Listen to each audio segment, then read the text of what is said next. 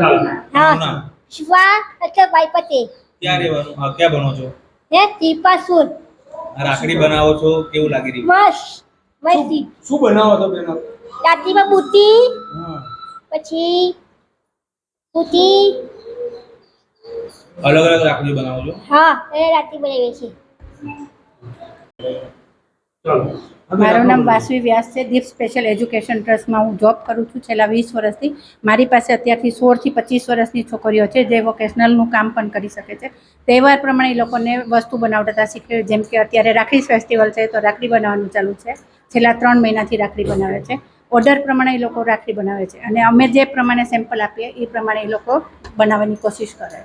Special બચાવ જે કઈ પ્રકાર તમે ધ્યાન રાખવું પડે છે અને બચાવ કઈ રીતે આ રાખડી માટે આ મહેનત કરે છે કઈ પ્રકાર છોકરાઓ સાથે અમારે નોર્મલી રીતે બહુ શાંતિથી વાત કરવાની હોય છે. કેમ કે એની સાથે જબરજસ્તી અમે નહીં કરીએ. એનું મૂડ ઉપર બધું મૂડ ઉપર આધાર છે. એનો મૂડ છે તો બહુ સરસ બનાવશે, મૂડ નહીં તો નહીં બનાવવાનું.